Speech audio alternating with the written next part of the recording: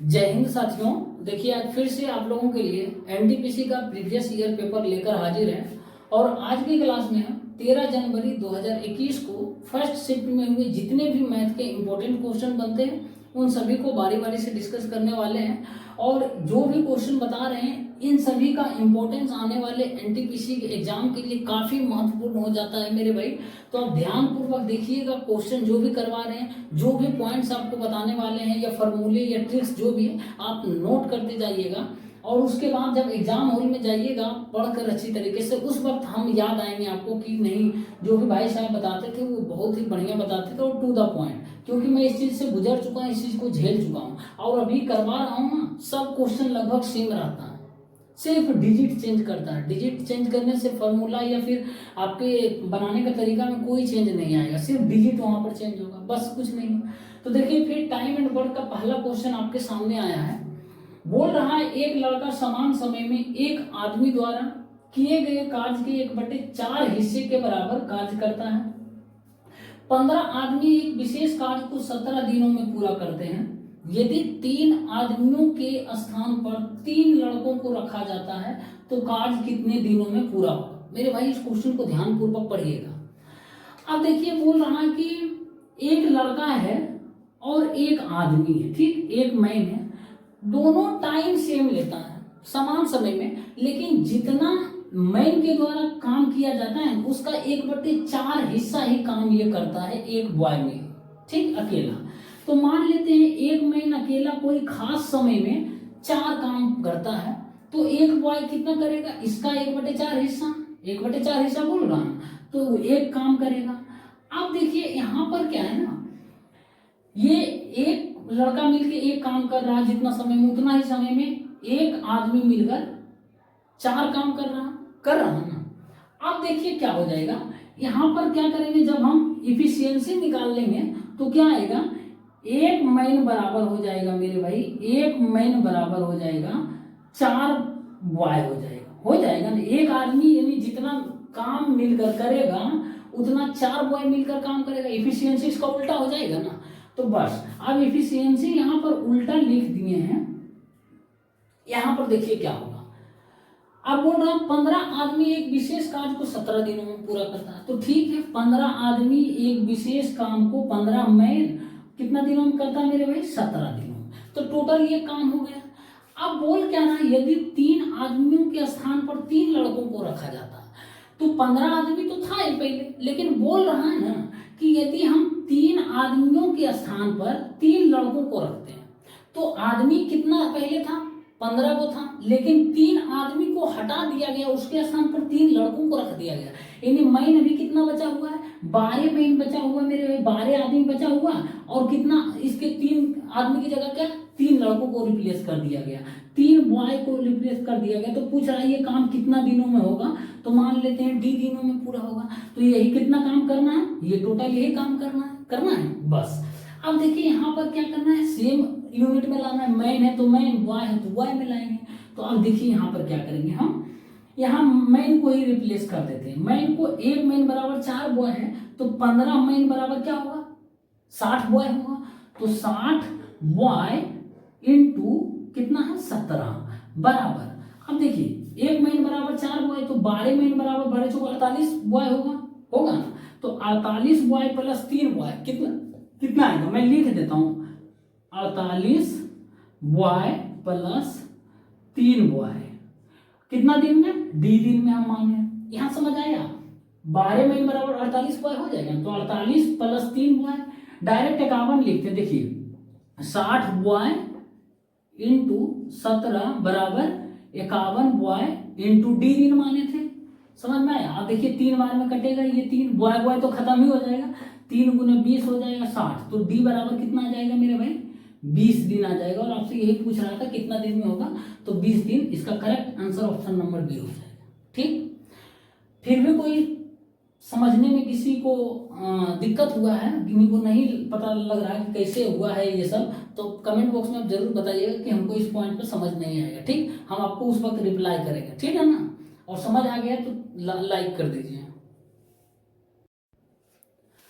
साथियों देखिए एक और सवाल है, और ये सवाल ना जाने कितने बार बताएं मेरे भाई, मुझे तो लगता है कम से कम 20-25 बार हो गए अब तक बताए हुए। फिर से आ गया, एक ही चीज बोले ना, सेम चीज पूछते रहता है। आप पेशेंस रख कर थोड़ा सा बनाइए। बोल रहा है जब एक एक्स वस्तुओं का क्रय मूल्य वाई वस्तुओं के विक्रय मूल्य के बराबर हो तो 25% लाभ होता। तो पूछ रहा है एक्स रेशियो वाई का अनुपात ज्ञात करें। तो कुछ नहीं, जब भी बताएं कि एक्स वस्तु का क्रय मूल्य वाई वस्तु के विक्रय मूल्य के बराबर होता है मेरे भाई, तो कॉस्ट प्राइस और सेलिंग प्राइस का जो रेशियो होता है ना, कॉस्ट प्राइस और जो सेलिंग प्राइस का रेशियो होता है रिवर्स हो जाता है। ठीक, तो एक्स वस्तुओं का क्रय मूल्य है ना, एक्स वस्तु का क्रय मूल्य ये विक्रय मूल्य के सामने चला जाएगा एक्स, और जो है वाई वस्तु का विक्रय मूल्य है ना, तो ये विक्रय मूल्य वाला है ना, ये क्रय मूल्य के सामने चला आएगा, यानी ये वाई रेशियो एक्स आ गया। अब बोल क्या रहा है ना, 25% लाभ होता है, यानी क्रय मूल्य वाई है और विक्रय मूल्य एक्स है, तो 25% लाभ होता होगा। तो क्रय मूल्य यदि हम 100 मान लेते हैं मेरे भाई, तो विक्रय मूल्य कितना होगा, 125 होगा ना, 125 होगा तब ना जाकर 25% लाभ हो रहा। तो आपसे पूछा क्या है, एक्स रेशियो वाई, एक्स का मान कितना है, 125 है, एक्स रेशियो वाई पूछा है ना, तो एक्स का मान 125 है, रेशियो वाई का मान कितना है, 100 है। तो क्या हो जाएगा आपका, आ जाएगा 5-25 4-25, यानी 5:4 आ रहा है मेरे भाई, यही आपसे पूछ रहा था। तो ऑप्शन नंबर सी इसका करेक्ट आंसर हो जाएगा। ठीक, तो इस तरीके का सवाल डायरेक्ट इससे करना है, ठीक, रिवर्स हो जाता है। देखिए एक और सवाल है, ये ट्रिकी सवाल बहुत ही पूछा जाता है। बोल रहा है किसी संख्या को 45 से भाग देने पर शेषफल 28 बचता है, उसी संख्या को 15 से भाग देने पर शेषफल क्या होगा। तो जब भी ऐसा सवाल आए ना, किसी संख्या को x से जब भाग देते हैं तो y प्राप्त होता है शेषफल, तब उसी संख्या को z से भाग जब देते हैं मेरे भाई, तो रिमाइंडर क्या होगा ये आपसे पूछेगा। तो क्या करना है, इसको डायरेक्ट जो शेषफल पहले में बचता है ना, उसमें डिवाइड कर देना 15 से, 28/15 कर देना है। ठीक, तो जो आएगा रिमाइंडर वही इसका करेक्ट आंसर हो जाएगा। मतलब 13 रिमाइंडर आ रहा है ना, जब 28 को 15 से डिवाइड करेंगे कितना आएगा, 13 रिमाइंडर आएगा, यही इसका करेक्ट आंसर हो जाएगा। अब रुकिए थोड़ा सा, हो सकता है क्वेश्चन बोले उसी संख्या को ना बोलकर बोलता उसी संख्या के वर्गों से भाग दे, उसी संख्या के वर्गों को भाग देने पर, उसी संख्या के घन को भाग देने पर जब हम 15 से भाग देते हैं तो क्या होगा रिमाइंडर। तो जो भी बोलेगा उसी संख्या को बोलेगा तो 28 में ही करना, इसका वर्ग बोलेगा तो भी 28 के स्क्वायर ही करना, क्यूब बोलेगा तो 28 के क्यूब में ही डिवाइड करना, इससे इसको भूल जाना। जब भी ऐसा पैटर्न रहे, किसी संख्या को x से भाग देने पर शेषफल y प्राप्त होता है, उसी संख्या को जब z से भाग देते हैं तो शेषफल क्या होगा। तो कुछ नहीं, आंख बंद कर इसको भूल जाना है। अब इसमें से है ना, इसको डिवाइड कर देना, ठीक है ना, समझ में आया बस। तो 28/15 13 आ गया। अब इसका बोलता हूँ उसी संख्या के वर्गों को, तो वर्गों क्या करते हैं, 28 के स्क्वायर को हम 15 से डिवाइड करते हैं। कभी कभी ये भी थोड़ा सा घुमाकर पूछ देता है। ठीक, तो ये डायरेक्ट इसको आप बनाइए बिना कैलकुलेशन किए, एकदम मने में बनाकर निकल जाइए। देखिए एक और बहुत ही सिंपल सवाल है। बोल रहा है एक त्रिभुज के दो कोणों का योग इसके तीसरे कोण के बराबर है, तो पूछ रहा तीसरे कोण का माप ज्ञात करें। तो सबसे पहले त्रिभुज बना लीजिए थोड़ा सा ताकि गलती ना हो। बोल रहा है दो कोणों का योग तीसरे कोण के बराबर है, तो मान लेते हैं ये दोनों कोण जो है, ये दोनों अल्फा है, ये भी अल्फा है, दोनों कोण का योग जो है तीसरे कोण के बराबर है, यानी तीसरा कोण क्या है, तो इन दोनों के योग के बराबर है। तो इन दोनों का योग कितना हो जाएगा, 2 अल्फा हो जाएगा ना, 2 अल्फा। तो इन दोनों कोणों का योग तीसरे कोण के बराबर है ना, बस। तो तीनों कोण को जोड़ेंगे तो कितना डिग्री हो जाएगा, 180 डिग्री। तो 2 1 3 1 4 अल्फा बराबर कितना आ जाएगा, 180 डिग्री। तो अल्फा बराबर 45 डिग्री आ जाएगा ना। तो आपसे पूछ रहा तीसरे कोण मतलब ये माने थे 2 अल्फा, तो 2 अल्फा बराबर क्या होगा, 2 गुने 45 कितना आ जाएगा, 90 डिग्री हो जाएगा। और आपसे यही पूछ रहा था, ऑप्शन नंबर ए इसका करेक्ट आंसर। देखिए एक और सवाल आ गया है। बोल रहा है एक आदमी किसी कार्य को पहले 5 दिनों में 4 घंटा प्रतिदिन, अगले 5 दिनों में 5 घंटा प्रतिदिन और अंतिम 5 दिनों में 6 घंटा प्रतिदिन कार्य करके 15 दिनों में पूरा करता है। यदि वह आधे घंटे के लंच ब्रेक के साथ प्रतिदिन 8 घंटा काम करता है तो वह कार्य को कितने दिनों में पूरा करेगा। देखिए बहुत ही बढ़िया सवाल है, इसको एकदम आराम से हड़बड़ाना नहीं है देख कर कि ये डाटा जो दिया है बहुत लंबा चौड़ा, देखिए आसानी से बन जाएगा। तो एक आदमी है किसी कार्य को पहले 5 दिनों में 4 घंटा प्रतिदिन करता है, तो पहले 5 दिनों में 4 घंटा प्रतिदिन करता है तो 5 का 20 काम पूरा करता है पहले। फिर अगले 5 दिनों में 5 घंटा करता है तो 5 गुने 5 हो जाएगा, इतना काम अगले 5 दिनों में करेगा। और फिर अंतिम 5 दिनों में 6 घंटा प्रतिदिन कार्य करता है तो ये 6 बचे 30 दिन हो जाए, 30 काम हो जाएगा। और बोल रहा है 15 दिनों में पूरा करता है। 15 दिन क्या है, देखिए 5 दिन इधर 5 दिन इधर, 10 और 10 5 15 दिन, और नहीं भी बोलता 15 दिन तो भी हम इतना करते हैं। ठीक बोल दिए हाँ तो ठीक है, यहाँ भी सेटिस्फाई कर रहा। अब देखिए टोटल काम को हम क्या करेंगे, जोड़ लेंगे टोटल काम कितना किया, तो टोटल काम को 20 25 45 37 कितना हो जाएगा 75 काम, यानी टोटल काम जो है ना मेरे भाई वो 15 दिन में 75 काम किया। अब बोल क्या रहा है, यदि वह आधे घंटे लंच ब्रेक के साथ प्रतिदिन 8 घंटा काम करता। अब एक बात बताइए, आधा घंटा लंच ब्रेक के साथ वो 8 घंटा काम करता, मतलब लंच ब्रेक जो मिलाकर ये 8 घंटा हो रहा, तो एक्चुअल में वो काम कितना करता होगा, यहीं पर ध्यान लगाना है। एक्चुअल में वो 7.5 घंटा काम करता है, क्योंकि लंच के साथ टोटल इसको 8 घंटा ले रहा है। देखिए लंच ब्रेक के साथ है ना प्रतिदिन 8 घंटे काम करता, तो असल में रियल में कितना 7.5 घंटा करता है। 7.5 घंटा काम करता है, कितना दिन में करेगा हमको नहीं पता है, तो काम कितना दिन में समाप्त हो जाएगा, तो काम कितना करना है इसको 75 काम करना। समझ में आया ये, तो आधा घंटा काट दिया उससे, तो ये 7.5 का मतलब क्या होगा 15/2 हो जाएगा, 15/2 हो जाएगा। इसको काटेंगे 15/75, डी बराबर क्या आएगा 2 गुने 5 क्या आएगा 10 आ जाएगा। और आपसे ये पूछ रहा था, ऑप्शन नंबर ए इसका करेक्ट आंसर हो जाएगा। ठीक, तो यहाँ ध्यान देने वाली बात है, बोल रहा आधा घंटे के लंच के ब्रेक के साथ प्रतिदिन आधा घंटा, तो घटाना पड़ जाएगा, लंच करे आधा घंटा या आराम करे, उससे क्या मतलब है, काम एक्चुअल में तो 7.5 घंटा काम कर रहा, तो इस तरीके से होगा। साथियों देखिए लाइट चली गई है, थोड़ा सा कोऑपरेट कर लीजिएगा। देखिए उम्मीद करते हैं दिखता होगा, फ्लैश लाइट जलाए हुए हैं। देखिए घातांक और करने का बहुत ही बढ़िया सवाल है। बोल रहा है यदि a + b√2 का होल स्क्वायर इक्वल टू 19 + 6√2 है तो a का मान पूछ रहा क्या होगा। तो इस क्वेश्चन को करने का आपके पास दो तरीका है, या तो चाहे आप इसके स्क्वायर को इससे कंपैरिजन कर दीजिए, या फिर इस स्क्वायर को हटाकर इसका अंडर रूट कर दीजिए, निकाल दीजिए और कंपैरिजन कर दीजिए, हो जाएगा। दोनों तरीके से बन जाएगा, लेकिन जो बेस्ट तरीका है, सुटेबल तरीका है, वो मैं आपको बताने वाला। तो हम क्या करेंगे, बेस्ट तरीका में इसको हम स्क्वायर कर देंगे। स्क्वायर करने में आसानी है कंपैरिजन टू इसका स्क्वायर रूट करने में। ठीक, तो हम स्क्वायर करते हैं, क्या आ जाएगा a + b का whole square, a² + 2ab + b² क्या हो जाएगा b² × 2 हो जाएगा, b√2 का स्क्वायर करेंगे तो क्या होगा b² √2 के स्क्वायर 2 बराबर। अब उसको हम 19 + 6√2 लिख देंगे। ठीक, अब देखिए यहाँ पर क्या है ना, इसको a² + हाँ अब बढ़िया से लिखते हैं a² + 2b² + 2ab√2 आ रहा बराबर 19 + 6√2। अब देखिए क्या है ना, इसमें आपको खोजने में प्रॉब्लम हो जाएगा, कौन सा a का मान खोजे कौन सा b का मान। सीधे कंपैरिजन कर दीजिए, किसका, इसका कर दीजिए 6√2 का, और इसका जो √2 का कोफिशिएंट है दोनों तरफ, उससे कंपैरिजन कर दीजिए। तो देखिए यहाँ पर क्या हो जाएगा, देखिए 2ab√2 बराबर कर दीजिए 6√2। ठीक, क्योंकि जो 19 होगा मेरे भाई, इन दोनों के स्क्वायर का जो भी होगा सम वही होने वाला। अब देखिए √2 कैंसिल, तो ए बी बराबर कितना आएगा 3 आ जाएगा, ये 3 बार में कटेगा, ए बी बराबर 3 आ गया, तो ए का मान या तो 3 होगा और बी का मान 1 होगा, या फिर 1 और 3 होगा, यही तो हो सकता है। लेकिन आप देखिए यहाँ दो कंडीशन बनता है, दोनों में बैठाइए ए और बी का मान क्या 19 आ रहा है सम करके।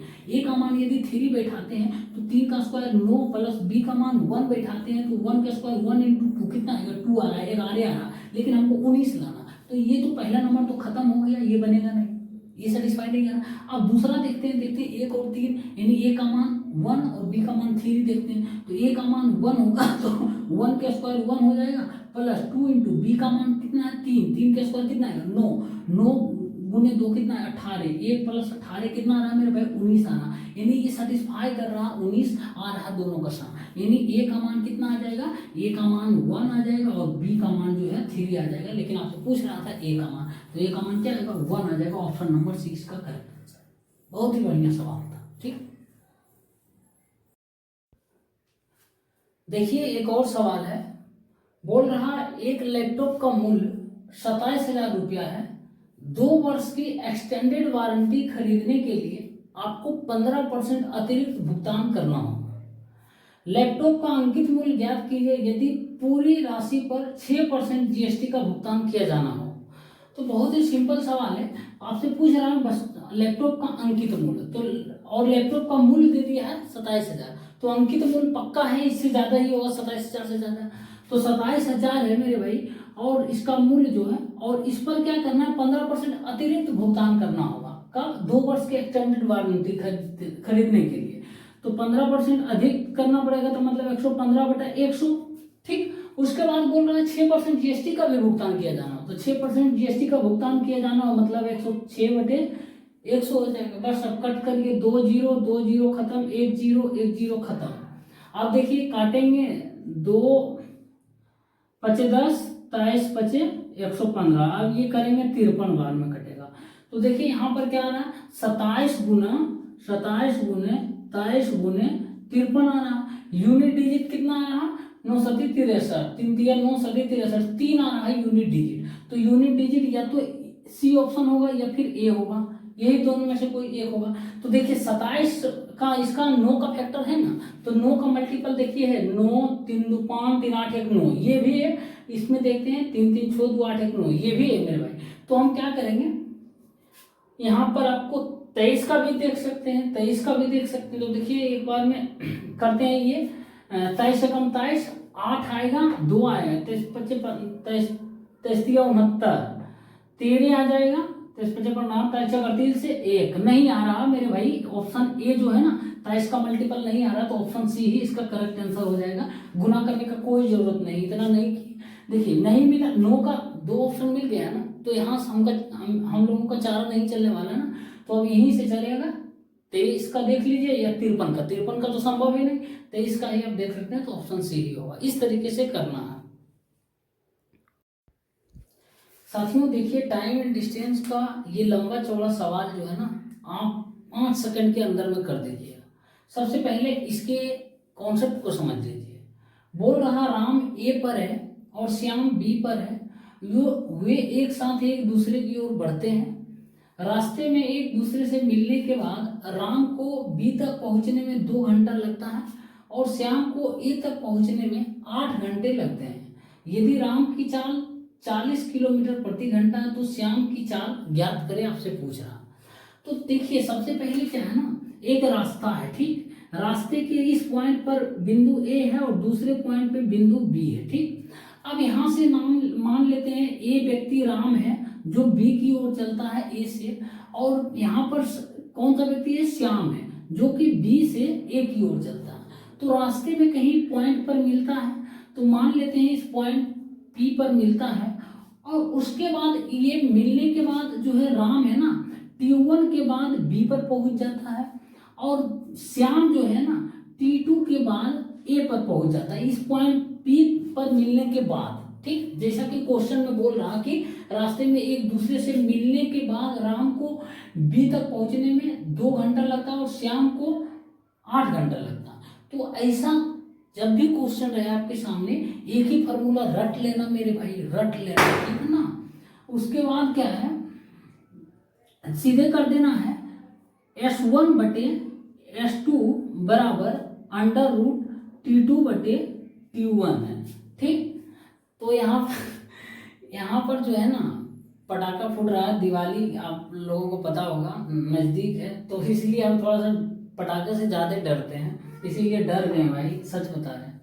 तो देखिए S1/S2 है, S1 क्या होगा पहला व्यक्ति की चाल, और S2 क्या होगा दूसरे व्यक्ति की चाल, बराबर √ दूसरे व्यक्ति का समय बटे पहले व्यक्ति का समय। अब S1 क्या है, यहाँ राम है, तो यहाँ कितना कितना इसका चाल है, राम के चाल 40 है, तो दूसरा व्यक्ति S2 श्याम के चाल नहीं पता है तो मान लेते हैं S2 ही रहने देते हैं, श्याम ही रहने दीजिए, बराबर अंडर रूट T2। T2 किसका होगा, श्याम का यहाँ पर होगा, राम का मत कर देना, श्याम का होगा समय और उसके बाद राम का होगा, नीचे यहाँ उल्टा होगा। तो श्याम कितने घंटे बाद पहुंचता है, श्याम को ये तक पहुंचने में 8 घंटा लगता है, तो 8 लिख देंगे। उसके बाद राम को कितना लगता है, 2 घंटा, तो 2 घंटा लिख देंगे। अब इसको काटेंगे तो 4 बार में इसका स्क्वायर रूट निकालेंगे, 2 आएगा तो S बराबर कितना आ जाएगा, 2 बार में काटेंगे 20 आ जाएगा मेरे भाई, 20 किलोमीटर पर आवर हो जाएगा, ठीक है ना। तो आपसे यही पूछ रहा था श्याम की चाल, तो 20 किलोमीटर प्रति घंटा। मेरे दोस्त याद कर लेना, ठीक, बहुत ही इंपॉर्टेंट है सवाल। नहीं तो ये यदि ट्रिक नहीं पता रहेगा ना तो आप बहुत टाइम ले लीजिएगा, बहुत टाइम। इसीलिए इस ट्रिक को आप याद रखिए, कॉन्सेप्ट समझ लीजिए एक बार, क्वेश्चन किस तरीके का रहेगा, ठीक। देखिए एक और सवाल है, रेशियो का है। बोल रहा है एक आयत के परिमाप और लंबाई का अनुपात 5:1 है। यदि आयत का क्षेत्रफल 216 सेंटीमीटर स्क्वायर है तो आयत की लंबाई ज्ञात करें। इस क्वेश्चन को चाहे तो आप ऑप्शन के माध्यम से भी बना सकते हैं, लेकिन इसमें हम आपको बेसिक बताएंगे क्योंकि इसमें आपको कुछ सीखने को मिलेगा। देखिए परिमाप और लंबाई का अनुपात दिया हुआ है 5:1। तो परिमाप क्या होता है, 2 × L+B होता है, आयत का यही होता है, 2 × लंबाई प्लस चौड़ाई। तो परिमाप कितना दिया, 5 दिया, इसके साथ आप x मान लीजिए, ठीक है ना। और रेशियो जब भी रहता है उसके साथ एक वेरिएबल रहता है, बोलते हैं ना, बराबर नहीं भी मानिएगा चल जाएगा। लंबाई कितना है, 1 है, मतलब 1x मान लीजिए, प्लस चौड़ाई को चौड़ाई ही रहने दीजिए, ठीक। अब देखिए ये काटेंगे, 5x/2 माइनस x आएगा बराबर b हो जाएगा। ये समझ में आया, नहीं समझ में, फिर से बता दें। देखिए इसको काटेंगे तो कितना आएगा, 5x/2 हो जाएगा, नहीं काटिए, छोड़ दीजिए, डिवाइड करिए, बराबर क्या है 1x + b है ना। तो 5x/2 को सीधे अढ़ाई रख देते हैं, ठीक है ना।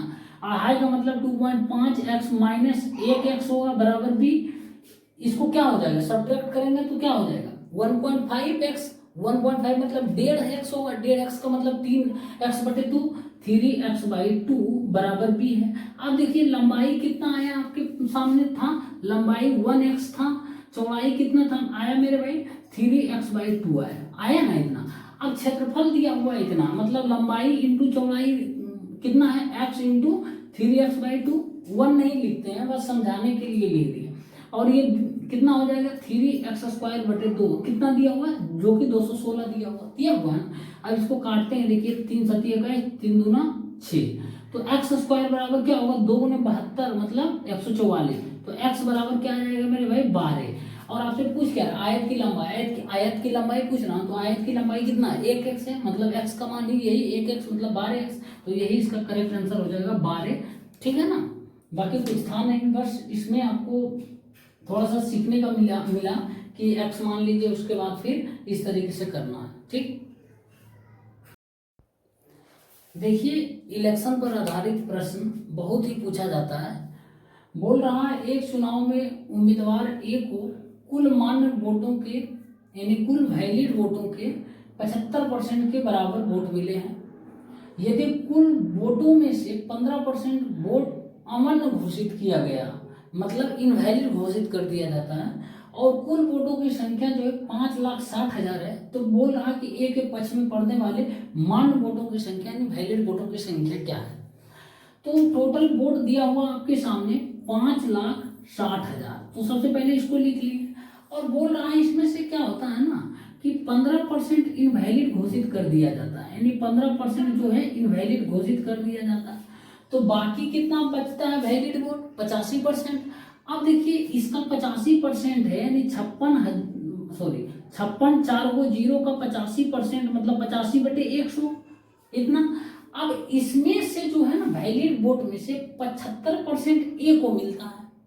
बोल रहा है मान्य वोटों के, कुल वोट नहीं बोला, मान्य वोटों के, तो मान्य वोट यही ना, ये तो अमान्य है। तो इसका जो है 5,60,000 का पहले 85% निकाल लिए, कितना है मान्य वोट। अब इसका 75% पड़ रहा है मेरे भाई, किसको पड़ रहा, तो ए को पड़ रहा। तो पूछ रहा है ए के पक्ष में, यही पूछ रहा है, ए के पक्ष में निकाल दिए ना टोटल वोट। तो देखिए इतना कैलकुलेशन मत करना, कोई एक मल्टीपल पकड़ो किसी का, वो देख लेना ऑप्शन। यहाँ क्या है आपका मल्टीपल, या तो देखिए 75 मतलब 5 का देख, सॉरी 5 का तो सब ही है, 3 का भी देख सकते हैं, 3 का दिख रहा, ये 3 का नहीं दिख रहा, एलिमिनेट कर दो। ये दिख रहा, 3 का दिख रहा, ये हो सकता है, ये दिख रहा 5 3 8 8 16, ये 3 का नहीं दिख रहा, एलिमिनेट कर दो। ये दिख रहा, ये भी नहीं दिख रहा मेरे भाई, ऑप्शन नंबर 20 का करेक्ट आंसर। आसान हो गया, हमको लगा 3 का सब मिल जाएगा, 2 3 ऑप्शन, लेकिन नहीं मिला। नहीं तो फिर देखते 17 का, देखते हैं ना, तो 17 का देखिए, 17 दूना 34, एक फिर 17 आता, 17 एकम 17, अरे हम 17 का भी मल्टीपल, तो इतना कभी मत गुना करते लग जाना, बस यही देख लेना मल्टीपल। तो ए का ही पूछा ना, समझ में आ गया ना, बस।